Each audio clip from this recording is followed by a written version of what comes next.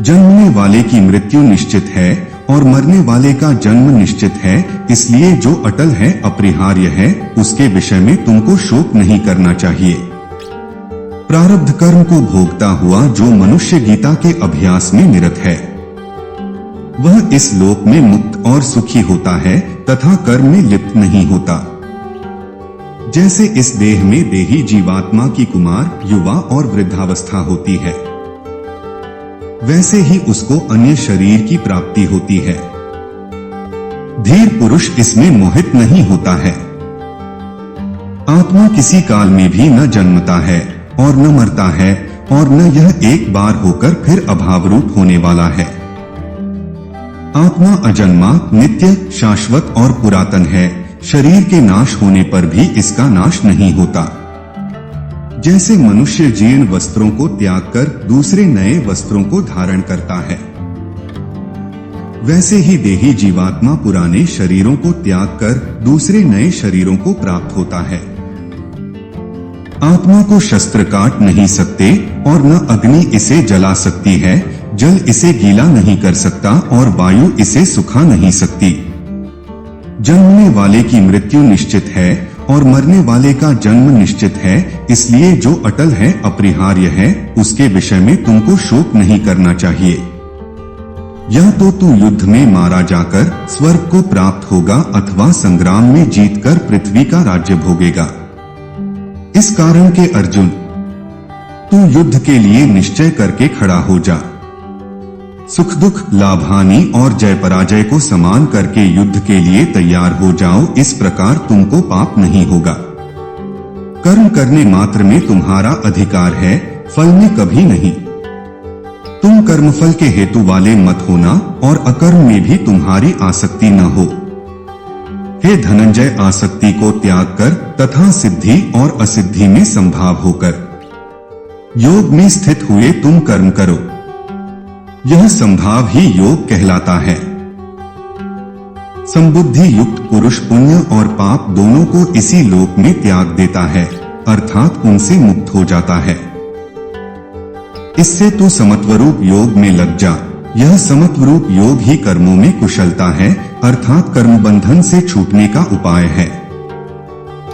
बुद्धियोग युक्त मनीषी लोग कर्मजन्य फलों को त्याग कर जन्मरूप बंधन से मुक्त हुए अनामय अर्थात निर्दोष पद को प्राप्त होते हैं।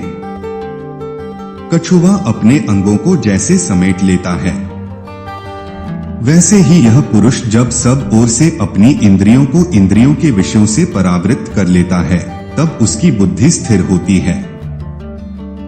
क्रोध से उत्पन्न होता है मोह और मोह से स्मृति विभ्रम। स्मृति के भ्रमित होने पर बुद्धि का नाश होता है और बुद्धि के नाश होने से वह मनुष्य नष्ट हो जाता है। संयम रहित अयुक्त पुरुष को आत्मज्ञान नहीं होता और अयुक्त को भावना और ध्यान की क्षमता नहीं होती। भावना रहित पुरुष को शांति नहीं मिलती, अशांत पुरुष को सुख कहा। पूर्ण प्राणियों के लिए जो रात्रि के समान है, उस नित्य ज्ञान स्वरूप परमानंदली प्राप्ति में स्थित प्रज्ञ योगी जागता है और जिस नाशवान सांसारिक सुख की प्राप्ति में सब प्राणी जागते हैं। परमात्मा के तत्व को जानने वाले मुनि के लिए वह रात्रि के समान है। जैसे संपूर्ण नदियों का जल चारों ओर से जल द्वारा परिपूर्ण समुद्र में आकर मिलता है, पर समुद्र अपनी मर्यादा में अचल प्रतिष्ठित रहता है, ऐसे ही संपूर्ण भोग पदार्थ जिस संयमी मनुष्य में विकार उत्पन्न किए बिना ही उसको प्राप्त होते हैं, वही मनुष्य परम शांति को प्राप्त होता है, भोगों की कामना वाला नहीं। जो पुरुष सब कामनाओं को त्याग कर स्पृहारहित, ममभाव रहित और निरहंकार हुआ विचरण करता है, वह शांति प्राप्त करता है। कर्मों के न करने से मनुष्य नैष्कमय को प्राप्त नहीं होता और न कर्मों के संन्यास से ही वह पूर्णत्व प्राप्त करता है। जो मूढ़ बुद्धि मनुष्य समस्त इंद्रियों को हठपूर्वक ऊपर से रोककर मन से उन इंद्रियों के विषयों का चिंतन करता रहता है, वह मिथ्याचारी अर्थात दंभी कहा जाता है।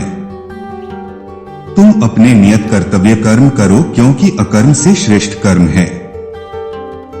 तुम्हारे अकर्म होने से तुम्हारा शरीर निर्वाह भी नहीं सिद्ध होगा।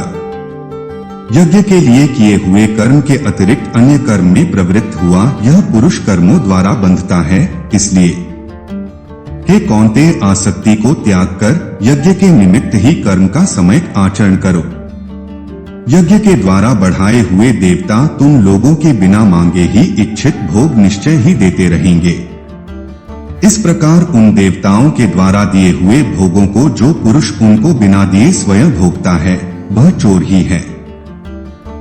हे पार्थ, जो पुरुष इस लोक में इस प्रकार परंपरा से प्रचलित सृष्टि चक्र के अनुकूल नहीं बरतता, अर्थात अपने कर्तव्य का पालन नहीं करता, वह इंद्रियों द्वारा भोगों में रमण करने वाला पापायु पुरुष व्यर्थ ही जीता है।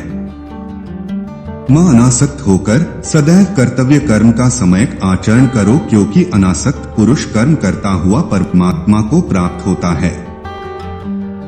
श्रेष्ठ पुरुष जो जो आचरण करता है, अन्य पुरुष भी वैसा वैसा ही आचरण करते हैं। वह जो कुछ प्रमाण कर देता है, समस्त मनुष्य समुदाय उसी के अनुसार बरतने लग जाता है। संपूर्ण कर्म प्रकृति के गुणों द्वारा किए जाते हैं। अहंकार से मोहित हुआ पुरुष मैं करता हूँ ऐसा मान लेता है। इंद्रिय अर्थात प्रत्येक इंद्रिय के विषय के प्रति मन में रागद्वेष रहते हैं। मनुष्य को चाहिए कि वह उन दोनों के वश में न हो, क्योंकि वे इसके मनुष्य के शत्रु हैं।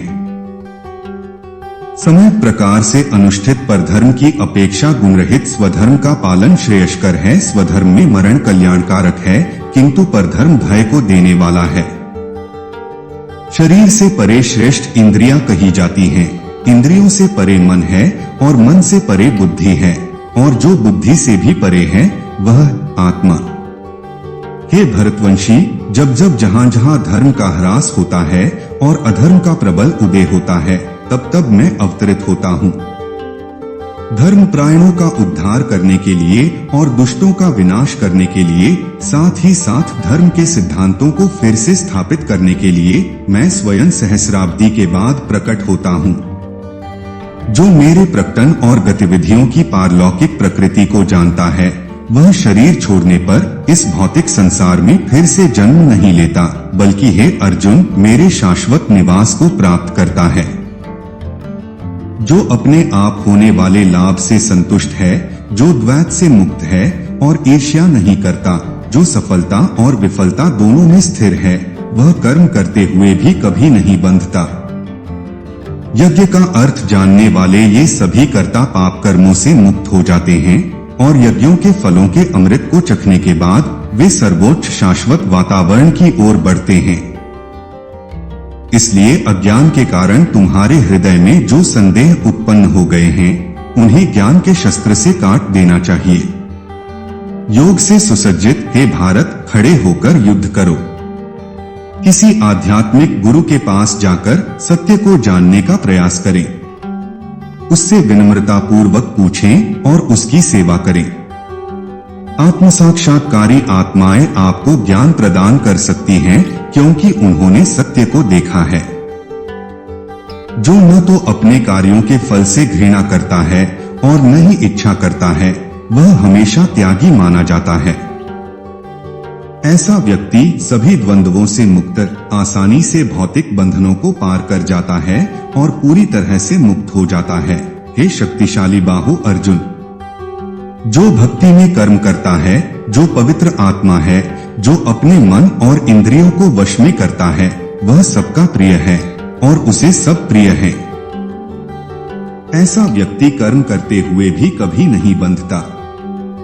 विनम्र संत सच्चे ज्ञान के आधार पर एक विद्वान और सज्जन ब्राह्मण, एक गाय, एक हाथी, एक कुत्ता और एक कुत्ता खाने वाले बहिष्कृत को समान दृष्टि से देखते हैं। एक बुद्धिमान व्यक्ति दुख के स्रोतों में भाग नहीं लेता है, जो भौतिक इंद्रियों के संपर्क के कारण होते हैं। हे कुंती के पुत्र, ऐसे सुखों का आदि और अंत होता है और इसलिए बुद्धिमान व्यक्ति उनसे प्रसन्न नहीं होता। जिसका आनंद भीतर है, जो सक्रिय है और भीतर आनंदित है, और जिसका लक्ष्य भीतर है वह वास्तव में पूर्ण रहस्यवादी है। वह परम में मुक्त हो जाता है और अंततः वह परम को प्राप्त करता है। जो संदेहों से उत्पन्न होने वाले द्वंद्वों से परे हैं, जिनके मन भीतर लगे हुए हैं, जो हमेशा सभी जीवों के कल्याण के लिए काम में लगे रहते हैं और जो सभी पापों से मुक्त हैं, वे परम में मुक्ति प्राप्त करते हैं। जो लोग क्रोध और सभी भौतिक इच्छाओं से मुक्त हैं, जो आत्म साक्षात्कारी, आत्मानुशासित हैं और पूर्णता के लिए निरंतर प्रयास कर रहे हैं, वे निकट भविष्य में परम में मुक्ति के लिए निश्चित हैं। भगवान ने कहा, वह जो अपने कर्म के फल के प्रति अनासक्त है और जो अपने कर्तव्य के अनुसार कार्य करता है, वह जीवन के सन्यासी क्रम में है और वह सच्चा रहस्यवादी है, न कि वह जो कोई आग नहीं जलाता है और कोई कर्तव्य नहीं करता है। एक व्यक्ति को योग में उन्नत कहा जाता है जब सभी भौतिक इच्छाओं को त्याग कर वह न तो इंद्रिय तृप्ति के लिए कार्य करता है और न ही सकारात्मक गतिविधियों में संलग्न होता है। स्वयं अपना उद्धार करे, अपना पतन न करे, क्योंकि आप ही अपना मित्र है और आप ही अपना शत्रु है। जिसने मन को जीत लिया है उसके लिए मन सबसे अच्छा मित्र है, लेकिन जो ऐसा करने में असफल रहा है उसके लिए उसका मन सबसे बड़ा शत्रु बना रहेगा। जो खाने, सोने, आमोद प्रमोद तथा काम करने की आदतों में नियमित रहता है, वह योगाभ्यास द्वारा समस्त भौतिक क्लेशों को नष्ट कर सकता है। हे महाबाहो, निसंदेह मन चंचल और कठिनता से वश में होने वाला है, परंतु हे कुंती पुत्र, उसे अभ्यास और वैराग्य के द्वारा वश में किया जा सकता है। भगवान ने कहा, पृथा का पुत्र, शुभ कार्यों में लगा हुआ एक दिव्यवादी न तो इस दुनिया में और न ही आध्यात्मिक दुनिया में विनाश के साथ मिलता है। हे मेरे मित्र, जो भलाई करता है वह बुराई से कभी हार नहीं मानता। और जब योगी सभी कल्मशों से मुक्त होकर आगे की प्रगति करने के लिए सच्चे प्रयास में लग जाता है, तो अंततः कई जन्मों के अभ्यास के बाद वह परम लक्ष्य को प्राप्त कर लेता है। और सभी योगियों में जो महान आस्था के साथ हमेशा मुझ में रहता है, अपने भीतर मेरे बारे में सोचता है और मुझे पारलौकिक प्रेमपूर्ण सेवा प्रदान करता है, वह योग में मेरे साथ सबसे घनिष्ठ रूप से जुड़ा हुआ है और सबसे ऊंचा है। यह मेरी राय है। परम प्रभु ने कहा, मैं प्रलय का मूल कारण और महाकाल हूँ जो जगत का संहार करने के लिए आता है। तुम्हारे युद्ध में भाग लेने के बिना भी युद्ध की व्यूह रचना में खड़े विरोधी पक्ष के योद्धा मारे जाएंगे। हे अर्जुन, सत्वगुण मनुष्य को सुख में बांधता है, रजोगुण मनुष्य को सकाम कर्म में बांधता है और तमोगुण मनुष्य के ज्ञान को ढककर प्रमाद में बांधता है। काम, क्रोध और लोभ ये आत्मविनाश के नरक के 3 द्वार हैं। अतः इन तीनों का त्याग करना चाहिए।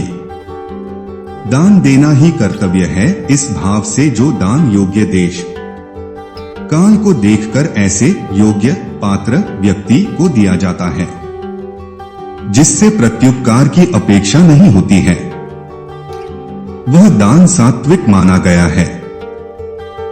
एक देहधारी प्राणी सभी कर्मों को नहीं त्याग सकता, परंतु जो कर्मफल का त्याग कर देता है वह सच्चा त्यागी कहलाता है। जन्मने वाले की मृत्यु निश्चित है और मरने वाले का जन्म निश्चित है, इसलिए जो अटल है, अपरिहार्य है, उसके विषय में तुमको शोक नहीं करना चाहिए।